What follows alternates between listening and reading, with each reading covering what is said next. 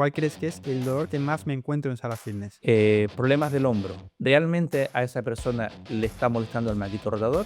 La causa es tema en un aumento brusco del volumen de entrenamiento, o sea, de una sobrecarga, de un sobreuso de esos tejidos, más que de un proceso de impingement. Hablando mal es muy jodido para los entrenadores cuando te viene un cliente y te dice, el fisio me ha dicho que tengo que trabajar cuádriceps, pero que no puedo hacer ejercicios que doblen las rodillas. Cuando hay una lesión de menisco, duele sobre todo a las flexiones, cuando más estrés se produce sobre esa estructura. Entonces, inicialmente, evitar la flexión yo creo que es un abordaje correcto. ¿Realmente una hernia te impide hacer entrenamiento de fuerza? La respuesta rápida es no. O sea, habría que ver si la persona tiene síntomas o no tiene síntomas. En algunas ocasiones hay movimientos que sí hay que evitar por lo menos durante un tiempo. ¿Cómo sabemos si una persona puede volver o no a hacer sentadilla y peso muerto teniendo hernia discal? Vamos a hablar del calentamiento. Yo creo que un calentamiento óptimo sería 5 a 10 minutos de actividad aeróbica y luego empezar a hacer aproximaciones. ¿Existe una forma perfecta de levantar una carga? En cuanto a segura, no. Yo como entrenador me encuentro con muchos miedos. ¿De verdad ese miedo puede ser un factor de riesgo para que me vuelva a lesionar? Sí, pero yo creo que los factores bio son mucho más importantes. Está claro que el masaje no es la solución, porque si tienes que ir cada semana es que no te estás solucionando nada, estás parcheando. Muy buenos días, Mayrán, ¿qué tal? Hola, muy buenos días, Jonathan. Un placer estar aquí contigo. Tengo que decir, para poner un poco todo en contexto, lo que te decía antes de empezar por privado, que yo te comencé a seguir en redes sociales en 2019 y siempre te he respetado muchísimo profesionalmente. Para mí eres un fisio de referencia. Ahora las redes sociales Gracias. están llenas de hooks, de clickbaits, y tú eres, para mí al menos, de los que siempre han premiado más el caramelo que el envoltorio, es decir, el contenido que los adornos.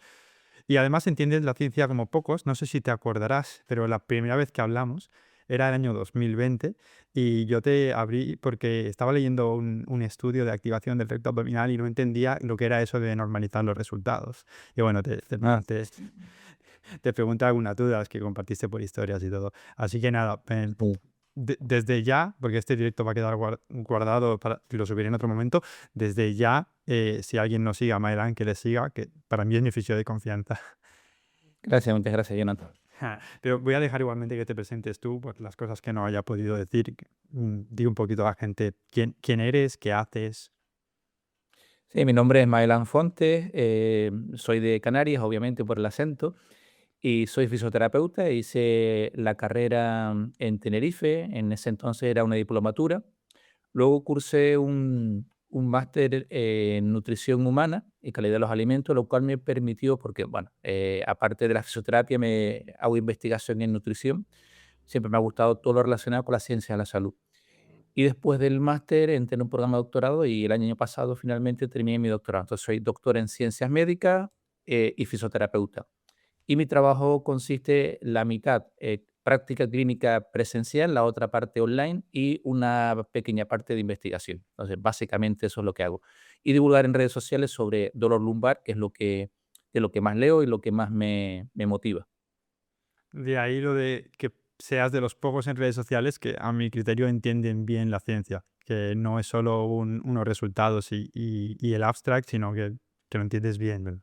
Mailan, quiero que esto sea una entrevista muy práctica y me refiero, yo soy entrenador, ¿vale? En mi formación yo estudié ciencias del deporte, desde hace 10 años soy entrenador personal y muchas veces me encuentro con clientes que me van preguntando cosas de fisioterapia que yo no sé responder. Y siempre se lo digo, ¿eh? Yo les digo, esto es trabajo de fisio, mi trabajo como entrenador es más a partir de la readaptación, la rehabilitación no es o no debería ser mi campo. Y bueno, tengo algunas preguntas apuntadas de las que son más frecuentes. Es decir, para que eso sea una entrevista donde realmente todos podamos aprender mucho, ya que te voy a preguntar situaciones en las que un entrenador como yo se encuentra cada día. Así que si te parece, voy con la primera. Perfecto. Perfecto, muy bien. ¿Cuántas veces me ha escrito gente diciendo que tienen una hernia y que le han dicho que no puede entrenar? Para ti sé que esto es lo más básico, la duda uno, pero es que quería empezar por lo más básico. ¿Realmente una hernia te impide hacer entrenamiento de fuerza? La respuesta rápida es no. pero habría que matizarla. Es decir, puede que, o sea, habría que ver si la persona tiene síntomas o no tiene síntomas. Es decir, a lo mejor sencillamente le han dicho que tiene una hernia porque le han hecho una resonancia por otra causa, por lo que sea, y se ha visto una hernia. O puede ser que la persona tenga síntomas, le hagan una resonancia magnética y vean que tiene una hernia. ¿Qué ocurre? Que a lo mejor los síntomas no están producidos por la hernia, sino por otra estructura, como puede ser la articulación o puede ser la cadera, etcétera. Por lo tanto, como respuesta corta, con una hernia discal se puede entrenar, pero primero habría que ver cuál es el caso, o sea, si la persona tiene síntomas o no tiene síntomas. Si no tiene síntomas, no hay ningún problema. O sea, si la persona tiene una hernia discal, pero no tiene sintomatología, puede entrenar sin ningún problema. De hecho, las hernias discales son normales en personas asintomáticas. Y si se da el caso que la persona tiene síntomas, habría que ver si esos síntomas están producidos realmente por la hernia. Incluso si estuvieran producidos por la hernia, que a veces están producidos por la hernia, siempre hay un proceso para recuperar a la persona y que retome otra vez la actividad deportiva y que vuelva a entrenar con hernia. No sé si contesté a la pregunta. Sí, para bajarlo un poco a tierra, a mí como entrenador, cuando me viene una persona que dice tengo una hernia, normalmente, bueno, siempre 100% de los casos es porque hay síntomas, ¿Vale? porque Ujú. esta persona ha sentido dolor y ha ido al fisio, al médico, a quien sea necesario. No es porque se haya hecho un chequeo aleatorio y ha visto que tiene una Claro. hernia. Es una persona que ya parte con un dolor y sobre todo sí discales, cervicales, pero también me he encontrado con hernias, por ejemplo, inguinales, que eso ha sido más, Ujú. ahí sí que tuvimos que parar durante más tiempo porque no me podía hacer mucha fuerza de absolutamente nada. Entonces, suele ser personas que ya tienen cierto dolor, pero que es un dolor que les permite hacer algunos ejercicios sí y otros no, y que dicen que tienen que tener mucho cuidado. Estas Vale. personas que sienten cierto dolor, pero pueden hacer algunas cosas, ¿cómo crees que deberían empezar a entrenar? Bueno, sí, ¿cómo crees que deberían poder empezar a entrenar? Vale. Como te comenté antes, primero habría que ver si los síntomas están producidos por la hernia o no. Si están producidos por la hernia, hay ocasiones en las que ciertos movimientos pueden mejorar la movilidad de esa unión entre la vértebra y el disco y mejorar los síntomas. Hay otras ocasiones en que por muchos ejercicios que hagas de fisioterapia, no consigues que la persona tolere cargas. Entonces, en algunos casos, por ejemplo, te hablo de movimientos que suelen producir síntomas en esos casos, como son la sentadilla y el peso muerto o remos con barra, ¿no? Son ejercicios que en personas con hernias discales sintomáticas producen dolor habitualmente.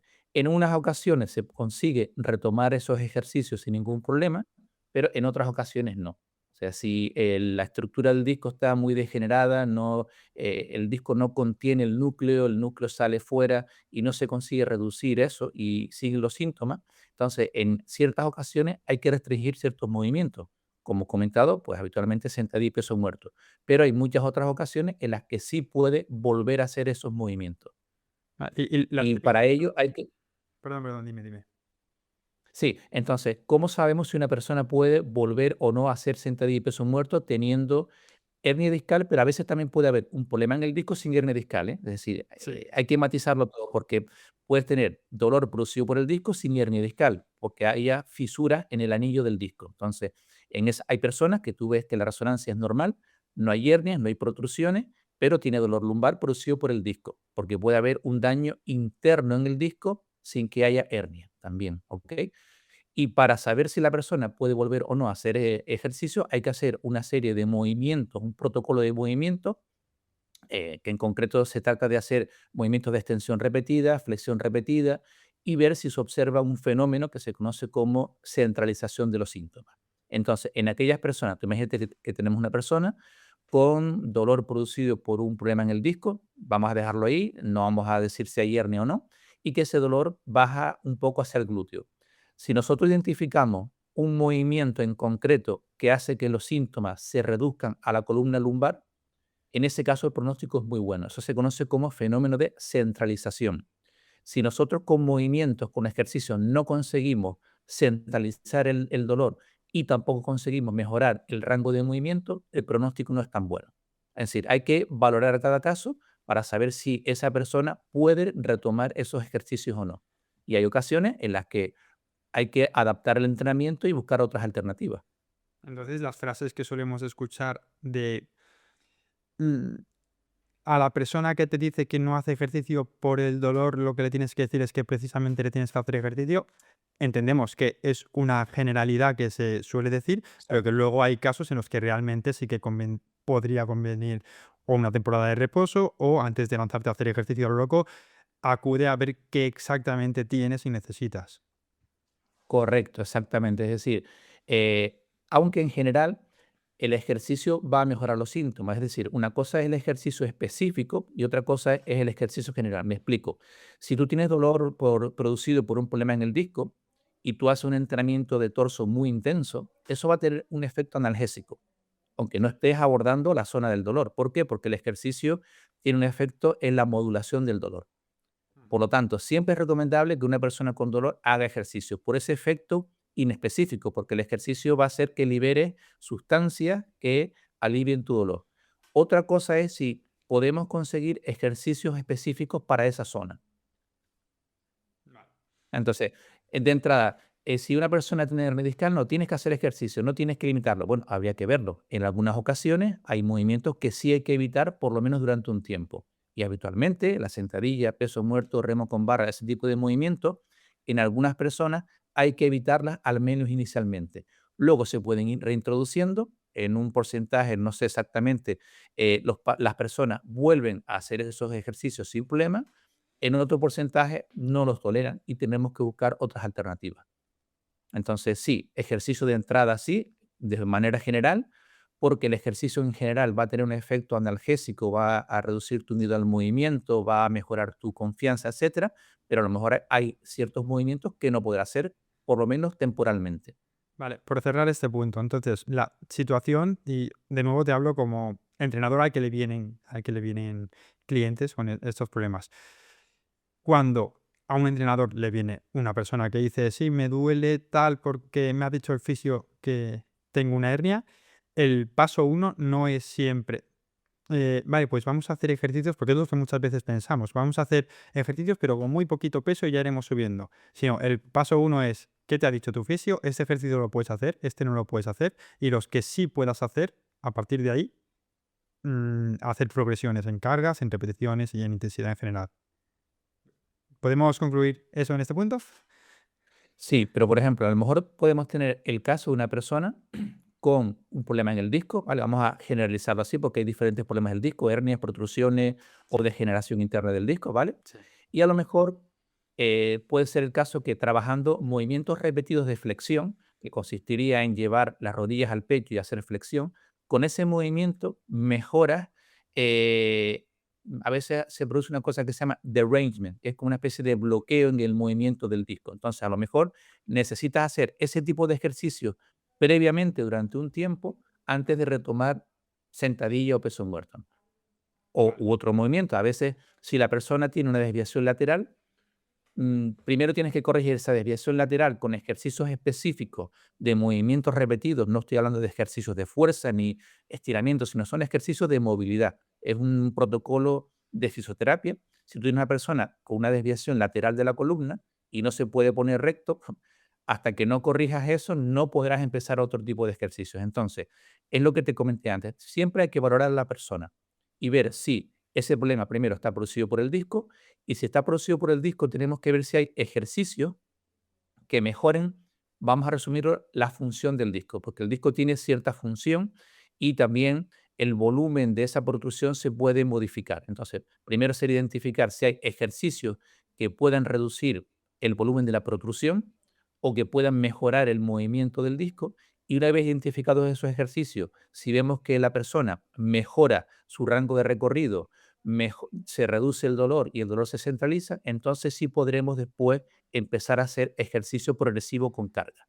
Vale, y esa Pero a lo persona. mejor, Bueno, bueno, sí, acaba. sí, pero a lo mejor tú tienes una persona que no tolera la sentadilla, pruebas protocolos de movimiento repetitivo y no consigues mejorar su rango de recorrido, no consigues mejorar su intensidad del dolor, no consigues hacer que el dolor se centralice. Esa persona probablemente no vaya a aceptar una progresión de carga. Vale. Y a esto quería ir también, no solo a lo objetivo, como lo que me comentas, sino lo subjetivo. Esta persona, cuando sí puede hacer esa progresión de cargas, muchas veces yo como entrenador me encuentro con muchos miedos. Y he Ujú. leído muchas veces que puede que el miedo y el catastrofismo sea incluso peor y que eso pueda generar un factor de riesgo más a volver a una recaída o a volver a lesionarte. ¿Esto es cierto? ¿De verdad ese miedo a yo ya he sufrido una lesión, ahora creo que estoy recuperado, pero como tengo miedo a la hora de hacer ejercicio, puede ser un factor de riesgo para que me vuelva a lesionar? Sí, pero yo creo que es más importante, sí, ahí estamos hablando de factores psicosociales, sobre todo factores psico, ¿no? En este caso, pero yo creo que los factores bio son mucho más importantes. Es decir, eso puede ser un limitante a la hora de, sí, puedes tener miedo a hacer un ejercicio, pero que sea la causa de una recaída, no lo creo. Habitualmente, en el caso del dolor discal, que es de lo que estamos hablando ahora, que es muy frecuente en deportistas, jóvenes que hacen fuerza, etcétera, habitualmente hay un daño en la estructura del disco, en concreto en el anillo. Eso es lo más frecuente. Y casi todas las recaídas se deben a procesos de inflamación del disco. O sea, no tanto porque la persona tenga catastrofismo o miedo al movimiento, sino porque hay una estructura que genera, se produce un proceso de inflamación, eso activa los llamados nociceptores y eso genera dolor. Que tener miedo al movimiento, tener factores psicosociales adversos, modifica tu experiencia dolorosa, por supuesto. Por supuesto que la modifica y puedes tener a lo mejor una recuperación más lenta o experimentar más dolor, pero la causa de una recaída tiene que ver con algún proceso que ocurre en el tejido. Va, me queda claro. Cambiamos de lesión. Vamos a dejar las hernias un poco ahora apartadas. La lesión Sí, que... hernia, perdón, Jonathan, sí, Sales, me gustaría sí. sí, porque, o sea, no lo vamos a reducir a hernias, porque, Sí. repito, puede haber dolor producido por el disco, muchísimo dolor, y no haber hernia discal ni protrusión, ¿vale? Entonces hay diferentes grados de degeneración o daño del disco que pueden dar síntomas, ¿vale? Entonces, también a veces me quirría un poco cuando veo en redes sociales que todo se reduce a hernias discales, Vale, ¿vale? esto ¿Cuál es es un el buen apunte. Claro, ¿cuál es el problema de esto? Que si te hacen una resonancia magnética y no ven una hernia discal, te van a decir que es un problema psicológico. No, es que es por estrés, es psicológico, porque aquí yo no veo ninguna hernia. Mm. Entonces, el matiz es que puede haber dolor incluso sin haber hernia. Muy bien. Vale, es un buen apunte para tener en cuenta. Otro dolor o lesión o molestia que me encuentro muchísimo, muchísimo, seguramente el que más en salas fitness. ¿Cuál crees que es? Antes de que yo te lo diga. Antes de que te diga, vamos a hablar de esto. ¿Cuál crees que es el dolor que más me encuentro en salas fitness? Problemas del hombro. Correcto, el manguito rotador. Siempre. Casi siempre es problemas de manguito rotador o de hombro en general, pero suele ser manguito rotador. Vale, es la lesión que más veces me he encontrado seguro en mis 10 años de experiencia. Muchísima gente reporta dolor de hombros en los gimnasios y a menudo le diagnostican una tendinopatía. Vale, quiero explicarte Mm, lo que a mí me dijeron en la universidad y concretamente en la asignatura de kinesiología y luego a partir de ahí que me das tu opinión. A mí lo que me dijeron, esto hace a lo mejor unos 5 años, me dijeron que debajo del acromion teníamos el espacio subacromial por el que pasaban los musculitos o los tendones de los músculos del manguito rotador, supra, infra, vale, y que era un espacio muy pequeñito. Y que además cuando hacíamos esta posición de impeachment, aquí, ese espacio se reducía. Y que cuando se reduce y además añades estos movimientos de flexión, abducción, aducción de hombro, pues esos musculitos o tendones iban rozando con el hueso y se iban desgastando hasta el punto de pues, producir una tendinopatía. Pero luego he escuchado en redes sociales que esto no era tan así. Entonces, yo tengo un cacao. ¿Esto es así? A ver, no, no es tan sencillo.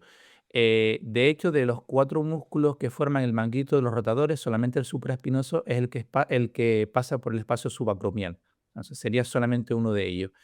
Y lo que te iba a comentar es que sí, la lesión del manguito de los rotadores, ¿por qué se habla de todos ellos en conjunto y no se separan? Porque es muy difícil hacer un diagnóstico diferencial de si es el infraespinoso, el redondo menor, el subescapular, el supraespinoso. Es muy difícil porque todos los tendones confluyen juntos en el húmero.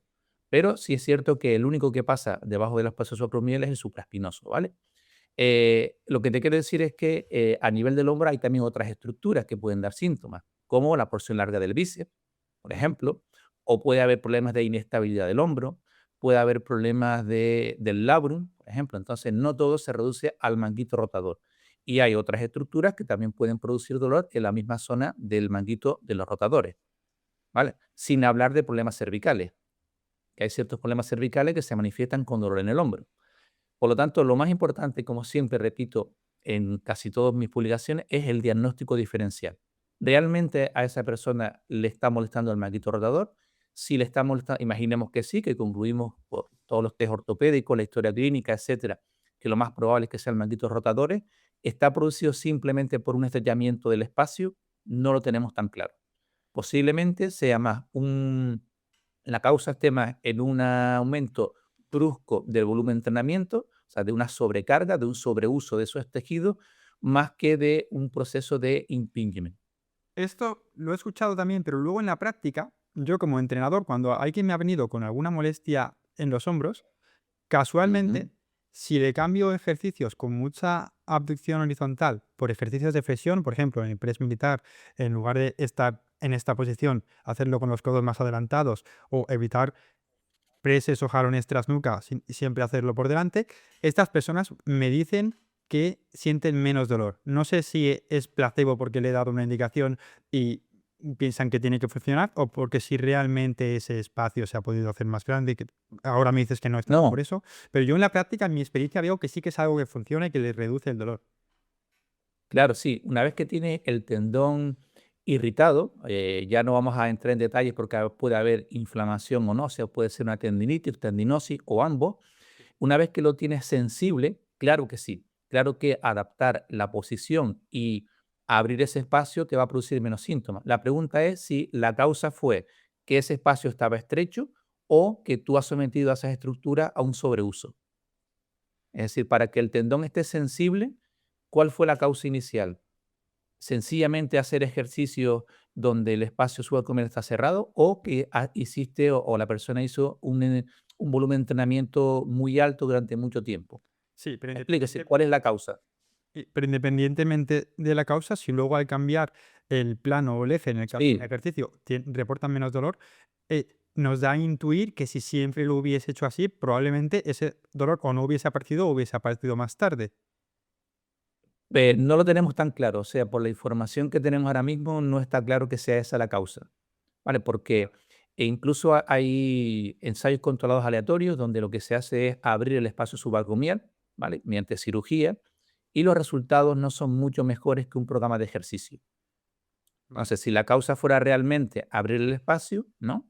Cuando tú operas a una persona y abres el espacio, los resultados deben ser muy buenos, no son tan buenos. Entonces, a día de hoy no tenemos claro que la causa principal de un problema del manguito rotadores sea hacer ejercicios con un estrechamiento de ese espacio. Entonces deduzco que tampoco sabemos por qué exactamente, al menos ya te digo, es un caso anecdótico, pero en mi experiencia personal Mm. sí que me encuentro que reporta menos dolor al cambiar el plano. No, sí, pero eso es cierto. Otra cosa es que sea la causa. Sí, sí, es Mm. cierto lo que dices. Es decir, cambiando el plano del movimiento puedes mejorar los síntomas. Sí, sí, Incluso pero digo que no debes sabemos la utilizar. causa. O sea, que sí que eso Claro, claro. O pasa, pero sea, no sabemos por qué.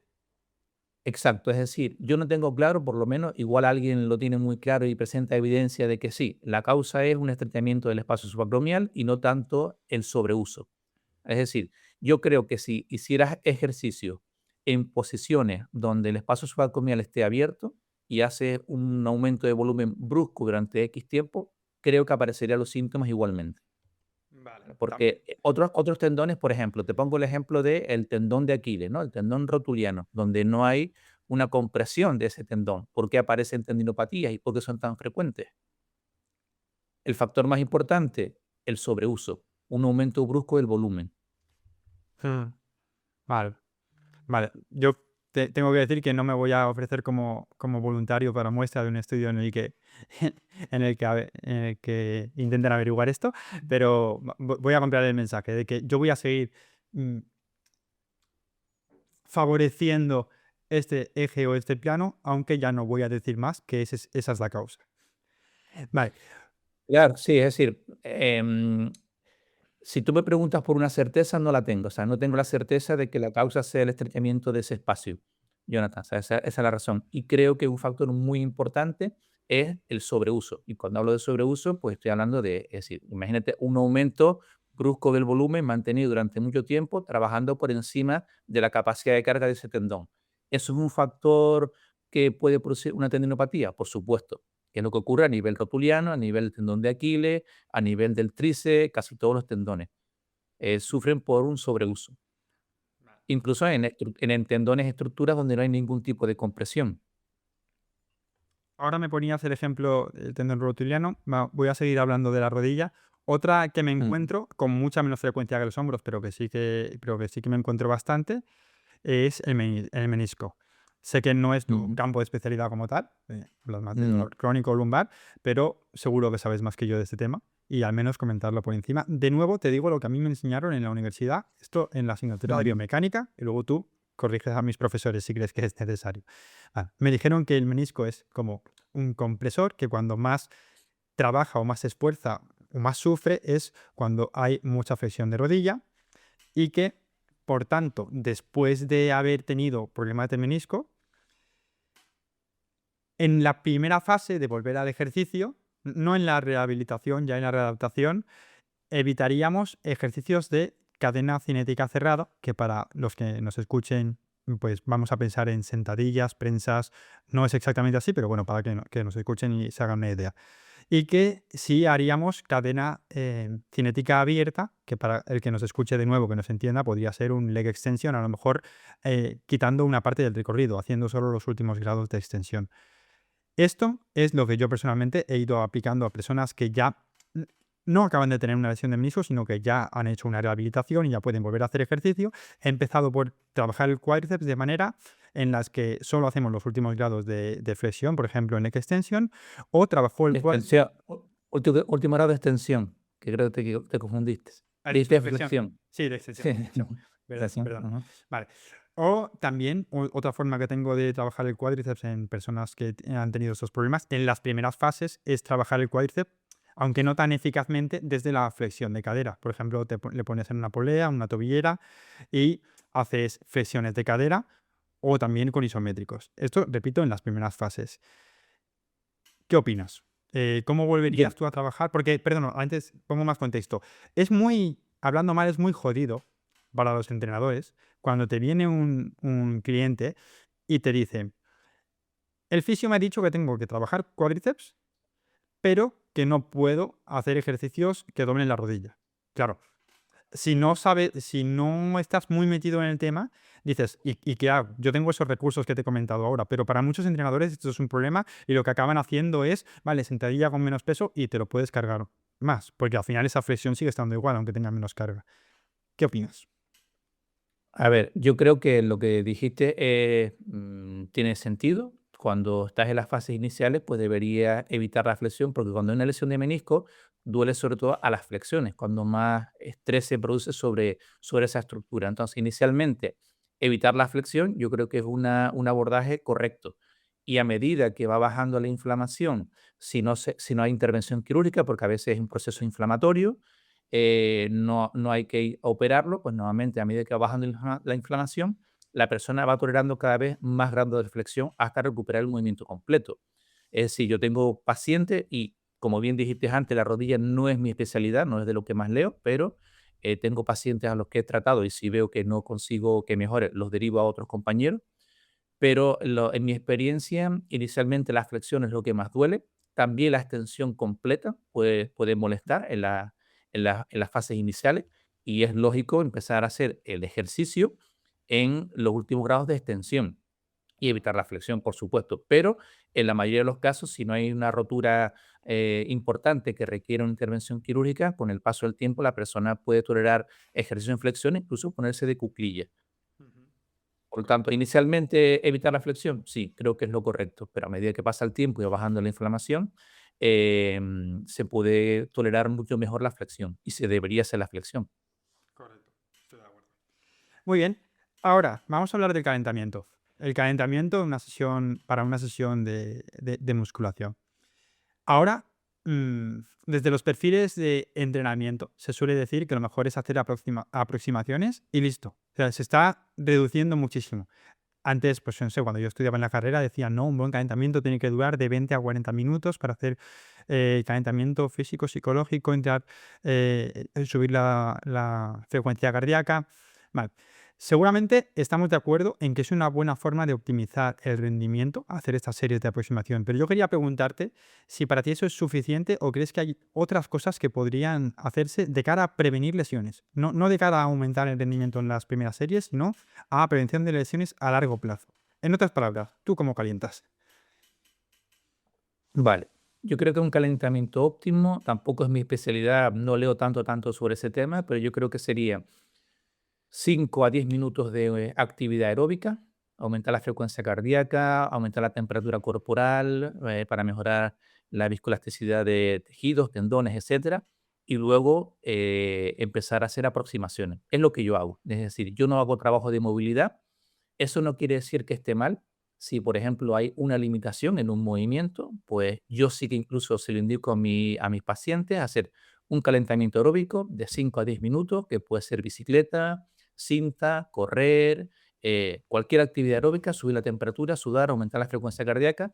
Y luego, si la persona tiene una limitación en un movimiento, pues, por ejemplo, mira, a nivel lumbar, que hablamos antes, ¿no? Si la persona trabaja mucho tiempo sentado, hemos observado que movimientos repetidos de extensión le mejora la sintomatología, etcétera, pues yo le mando trabajo de movilidad antes de empezar las aproximaciones. Mm. Si no tiene un problema de movilidad, no le mando movilidad y directamente pasa a las aproximaciones. Eso es básicamente lo que... ¿Eh? Que yo Perdón. hago lo mismo. Por ejemplo, Ah, vale, vale, sí, sí. si vas a hacer sentadilla, normalmente no pongo ejercicios de movilidad de muñecas, a no ser que esa persona me reporte molestias en las muñecas a la hora de hacer sentadillas.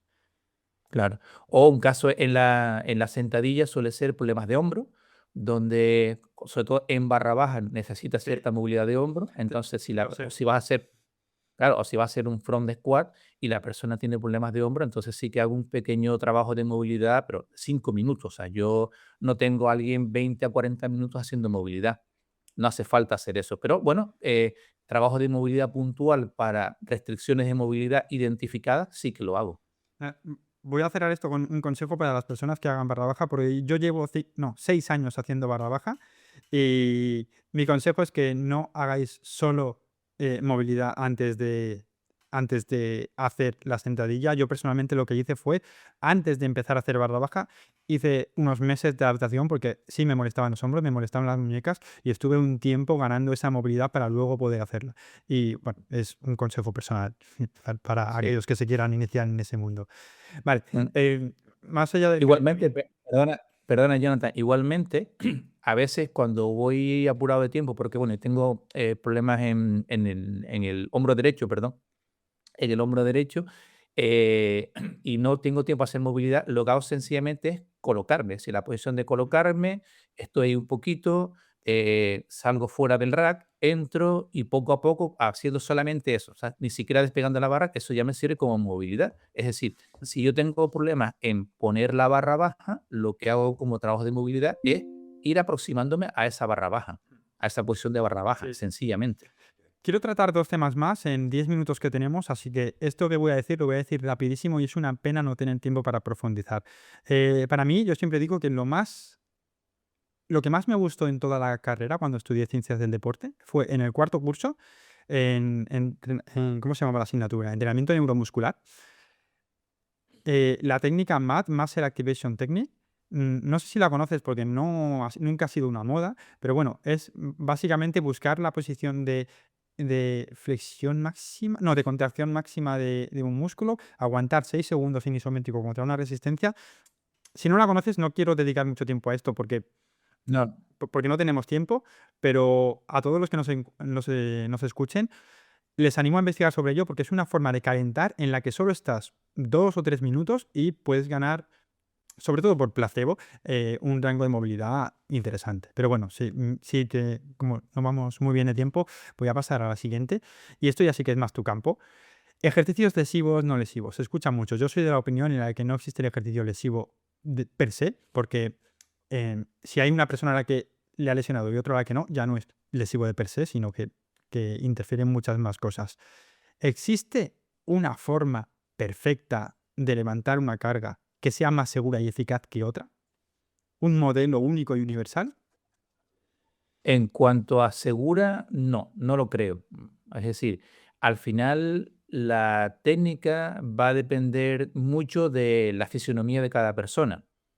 A veces veo a gente alarmada porque la persona hace la sentadilla con el torso muy horizontal, ¿no? Pero claro, si sus palancas para que el peso esté en su centro de gravedad tiene que colocar la espalda así, es que no puede hacer otra cosa, Sí. porque depende de la longitud del fémur, la longitud del torso, de la longitud de las tibias. Entonces, y luego, volviendo a lo de si hay ejercicios lesivos o no, también una idea es que hay que hacer la sentadilla con las rodillas hacia afuera, las rodillas hacia la punta de los pies, etcétera, y luego tú te ves a campeones del mundo de powerlifting, se ve más en chicas porque tiene más ahí haciendo unos valgos tremendos. Es decir, en la fase concéntrica, las rodillas casi se tocan y tienen más riesgo de lesión que otros deportistas. Pues no. Por lo tanto, y también podemos volver un poco a la pregunta inicial, que, bueno, no inicial, sino la que hiciste antes sobre el manguito de los rotadores. Es decir, ¿hay una técnica correcta para hacer ejercicios de hombro o es cuestión de adaptar los tejidos a ese movimiento? ¿Sabes? Es decir, es algo que yo no tengo claro. O sea, no tengo claro que ejercicios donde haya más impingement sean más lesivos que otros, o por ejemplo la sentadilla, no tengo claro que el hecho de que las rodillas vayan en valgo sea lesivo o que haya un bad wink, ¿sabes? Es decir, Sí. en la retroversión pélvica, la fase, o sea, es decir, no creo que haya una técnica perfecta. Y creo que es un factor mucho más importante lo que hablé antes, el volumen de entrenamiento y el estrés. Ahí incluimos el volumen de entrenamiento también los descansos. ¿Cuánto descansa la persona? Si está bien programado su programa de entrenamiento. Corrígeme si me equivoco, pero a día de hoy no hay estudios que concluyan que ni el back wing ni el valgo de rodilla en la sentadilla hayan demostrado ser factores lesivos Que yo sepa, respecto. no. No, ¿verdad? Pero yo también. No, que yo sepa, no. Igual te digo, igual hay ensayos controlados bien diseñados que demuestren lo contrario. No tengo problema en compartirlo, pero que yo conozca, no. Pero y después, en la práctica, que el powerlifting es un deporte que yo sigo, es decir, tú fíjate, por ejemplo, en un campeonato europeo, ¿no? O en un mundial, y en chicas sobre todo, cuando ves la técnica, sale mucho de lo que es el canon, ¿sabes? Es decir, de lo que sería una sentadilla ideal. Sí, sí. Sí, sobre todo a nivel de las piernas, con los valgos de rodillas. Te digo, eh, hay una chica, creo que es francesa, que es un récord en sentadilla, y así un valgo casi tocaba las rodillas cuando estaba en la fase concéntrica. Yo sobre esto suelo decir que todo en la vida, todo desgasta. Si yo ahora comienzo, no sé, tengo aquí unas gafas y empiezo a hacer así durante mucho, mucho, mucho tiempo, al final esto lo voy a partir, voy a hacer un agujero. El movimiento también desgasta. Lo que pasa es que nuestro cuerpo, a la vez que se desgasta, también se va regenerando, es un tejido vivo. Claro, Entonces, tiene capacidad de adaptación, eso es. que no somos una piedra que se erosiona y se rompe, sino que Exacto. por eso los estudios de McGill en columnas de cerdos muertos no les doy validez porque no es un tejido que se regenere. Entonces, yo sobre esto del valgo me gusta decir, ¿cuántas sentadillas en el gimnasio con carga haces a la semana? A lo mejor haces 3 series de 10 repeticiones, 30 sentadillas a la semana. De todas las horas que tiene la semana, estás haciendo 30 repeticiones. Tienes toda la semana para recuperarte de ello. Si la carga no ha sido realmente excesiva, no va a suponer un problema a largo plazo siempre y cuando la regeneración sea Claro. mayor que el daño. Claro, exactamente. Sí, hay que meter en juego otras variables como eso, el sueño, la alimentación, Estoy el 100%. descanso, el estrés, todo eso, ¿no? Pero correcto, cuando hace 60 días es un estímulo muy intenso. Yo en mi caso, por ejemplo, suelo hacer de 4 a 5 series 2 veces por semana. Son series cerca del fallo, todas ellas. A lo mejor a 2 repeticiones del fallo, algo así. Es un estrés importante porque además mueves mucha musculatura, pero lo hago 2 veces por semana. Claro. Y luego ¿Sabes? el Y resto de una las veces te sesión. recuperas. Claro, ¿sabes? Exactamente. Y hago una sesión pesada, otra más ligera, y después así intensa de piernas, pues hago otro día de peso muerto y ya está. Entonces tengo 3 días de estímulo, donde 2 son fuertes, uno más suave, y luego son 4 de recuperación de piernas. Muy interesante este punto. Pero para ir acabando, y me encantaría profundizar más en esto porque es un tema que me gusta mucho, pero sabes que en 10 minutos tengo que estar fuera. Así que para ir acabando, te voy a comentar algo que no es tanto una opinión profesional, sino más bien personal, que quiero hacerlo a todas las personas que pasen por aquí.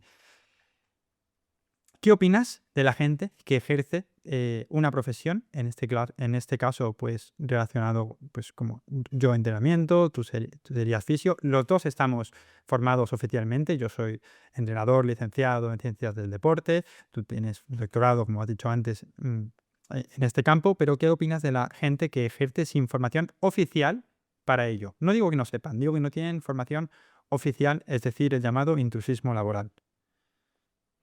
Hombre, sin duda es un problema. En mi campo, un problema que hay es que si tú estás tratando, y hablo de tratamiento, a una persona con una patología, ¿no?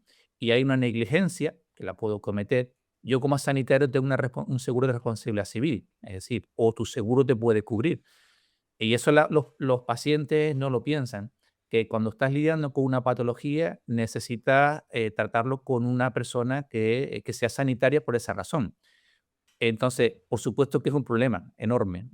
Y luego, en el campo tuyo, cuando alguien quiere mejorar su rendimiento y acaba en manos de una persona que no está titulada, pues corre el riesgo de lesionarse, corre el riesgo de no mejorar, empeorar, es decir, de todo. Entonces, por En supuesto que es personas súper tituladas, importante. en personas tituladas también podría pasar que te lesiones o no mejores. Esto no es una Sí, garantía.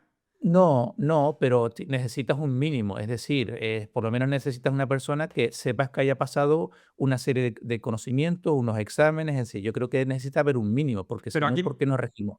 pero aquí mi punto es, eh, quien te tiene, es decir, si una persona libre y voluntariamente confía en otra persona, que esta persona le reconoce que no está formada oficialmente para ello, sino que ha sido autodidacta, si la persona A confía en la persona B y la persona B acepta como cliente a la persona A y los dos tienen una relación de libertad en la que quieren encontrar o no, debería existir una obligación externa de decir, no, yo quiero cuidarte a ti porque tú no sabes lo que estás haciendo al contratar a esta persona.